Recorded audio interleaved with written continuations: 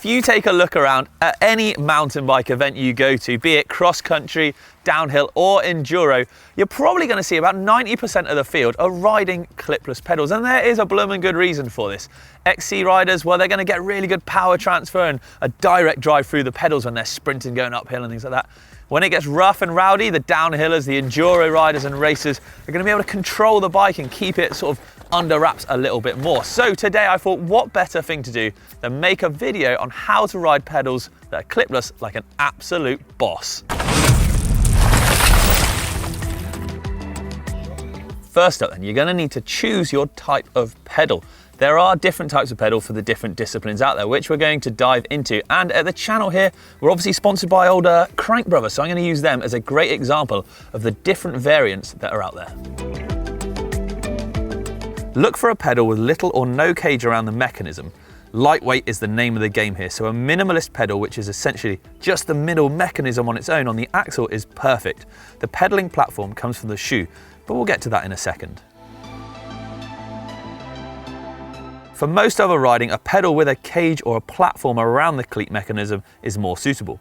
This allows riders to use a shoe with a more flexible sole and feel the pedal beneath their feet, as the pedal cage provides a solid platform to stand and pedal on. In occasions where the rider unclips and dabs a foot, the platform provides some grip and support, even if the rider can't clip back in straight away.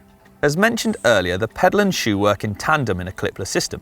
Smaller pedals with nothing surrounding the cleat mechanism require a shoe with a stiffer sole that provides the pedaling platform, hence the super lightweight carbon-soled disco slippers that you see cross-country whippets using.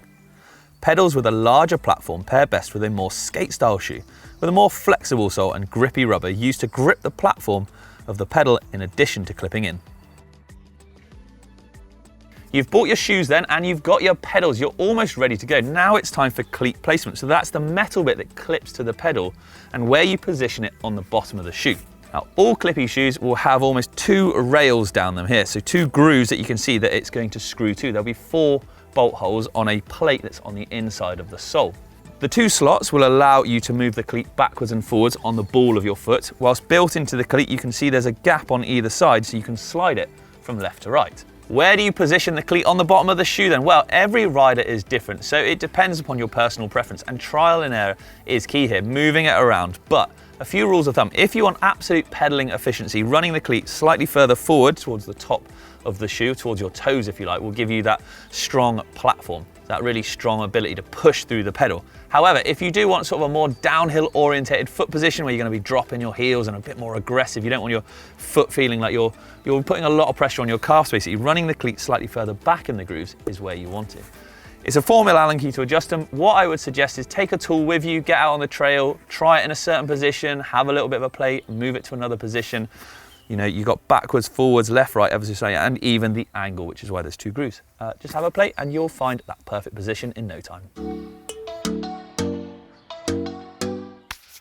Okay, it's crunch time. You've got your pedals sorted, you've got your shoes sorted, you've got your cleat sorted. There's only one thing left to do, and that's learn how to clip in. Now, I hate to break it to you, but you are probably going to forget at one point or another that you're clipped in and going to topple over sideways. It happens to us all, myself included, don't you worry. So I would suggest finding somewhere nice and flat and fairly soft to learn on. I'm on a fire road, but if it is for the first time, find maybe a grassy field or something like that, where if you do topple, it's not the end of the world. If you are a bit of a nervous Nelly when it comes to clipping in then, and you don't fancy even the grassy field, then there's no shame in that, don't worry. Find something to lean up against, your car, your house, this delightful looking tree, and we're just gonna practice clipping in and out. Nothing more complicated than that. And it's just gonna get us used to that repetition of trying to find where the cleat is on the bottom of our shoe so that we can locate it into the clipless mechanism on the pedal.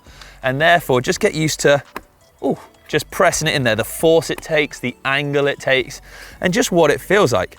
And that's same with the reverse, actually unclipping as well. Just that motion of twisting your heel to the right, on my right pedal that is, just to unclip. And you can just do that over and over again until you feel more confident on taking it into moving forwards. When you are practicing, then make sure you do practice both feet, because you're going to need to unclip on both sides, certainly at some point. And then when you do venture out onto the trail to try this for the first time, congratulations, you're well on your way to doing really good. But just take a little think about when you come to the stop or come to the end of a trail, maybe just make sure you've got a foot out before you come to a dead stop, because we don't want you to topple over. I want you to stay upright the whole time. The big advantage of clipless pedals then, well, you can actually use them to maneuver the back wheel and the bike itself around. And here's some great ways to do that.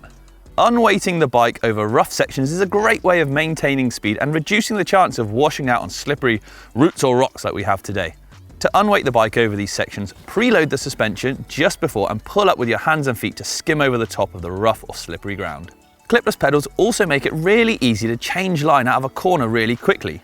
Use the compression from the corner to preload and pop up to the high line to set you up better for the next corner. Pivoting on the front wheel. These pedals are really useful for picking up the back end of the bike and pivoting it around when it comes to steep and tight switchbacks. With the help of a bit of front brake action, you can swing the back end to whichever direction you want by using the endo movement. Right, there we have it then, some top tips for riding clips like an absolute pro.